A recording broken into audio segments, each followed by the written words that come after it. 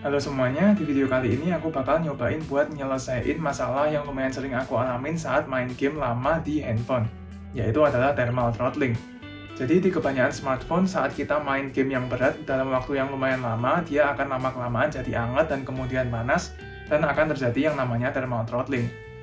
Thermal throttling ini adalah si smartphone itu sendiri membatasi performanya sendiri supaya dia nggak jadi kepanasan dan berpotensi menimbulkan kerusakan.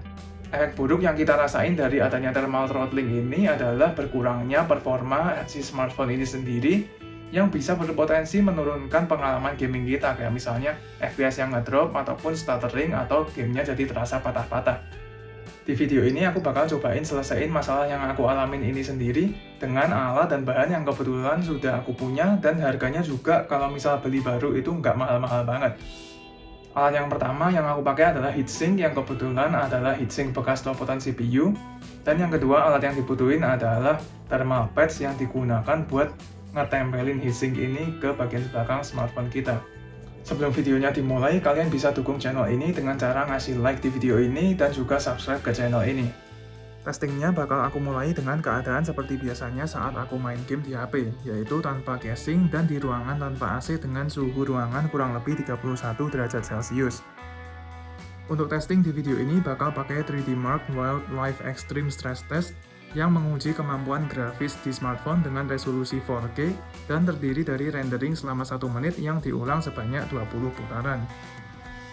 Hasil pengujian normal tanpa heatsink menunjukkan performa yang tinggi di putaran pertama dengan skor hampir 2500 poin. Tapi performa ini cepat menurun tinggal 2000 poin di putaran ketiga dan menetap sampai putaran ke-7. Setelah melewati putaran ke-7, HP-nya mulai panas dan terjadilah throttling yang lumayan parah yang menurunkan performa sampai ke 1300-an poin di 5 putaran terakhir. Jadi dalam waktu sekitar 15 menit, smartphone ini performa grafisnya kurang lebih tinggal setengahnya aja. Setelah itu, heatsinknya bakal aku pasang dengan melihat dulu desain internal dari smartphone ini. Kebetulan di iPhone ini chipsetnya ada di sebelah kiri kalau dilihat dari depan, sehingga heatsinknya aku pasang merapat ke sisi kiri. Pemasangan heatsinknya ditekan dengan kuat dengan smartphone supaya thermal pads-nya bisa merekat dengan baik dan bisa menghantar panas dengan optimal, dan juga supaya heatsinknya nggak mudah copot. Setelah ditunggu sekitar 10 menit agar HP-nya bisa dingin kembali ke sekitar suhu ruangan, lanjutlah kita ke testing performa dengan menggunakan heatsink ini.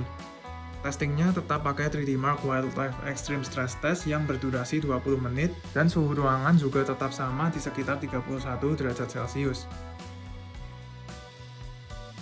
Setelah 20 menit berlalu, hasil dari testing pun keluar dan menunjukkan performa awal yang hampir sama, yaitu di sekitar 2500 poin. Performa kemudian menurun ke sekitar 2000-an poin di putaran ketiga.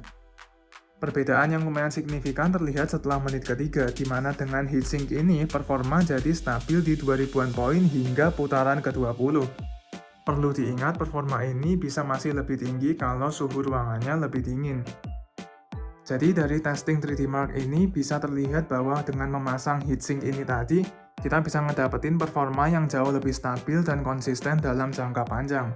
Yang terakhir aku bakal testing gaming langsung pakai game Zenless Zero dengan preset medium 60 fps dan dimainkan dengan joystick. Karena kekurangan paling besar dari menempelkan heatsink yang segaban ini, HP-nya jadi tidak nyaman dipegang dan juga jadi nggak portable karena ukuran heatsink yang gede ini tadi. Saat testing Zenless Zero ini suhu ruangannya lebih gerah lagi melebihi 33 derajat Celcius. Dengan keadaan ruangan segerah ini, smartphone ini masih bisa memainkan game ini dengan lancar sampai 36 menit. Tapi saat memasuki menit ke-37, heatsinknya mulai sudah tersaturasi dengan panas dan akhirnya terjadilah lagi throttling. Dan sekali lagi, kalau ruangannya itu lebih dingin, heatsink ini bakal bisa ngelepasin panas dengan lebih cepat, dan mungkin aja smartphone ini bisa bertahan lebih lama tanpa throttling. Jadi itu adalah hasil testing dari solusi yang relatif simpel dan murah dari aku buat ngatasin thermal throttling di handphone. Makasih banyak udah nontonin video ini sampai ke akhir, dan sampai ketemu lagi di video selanjutnya.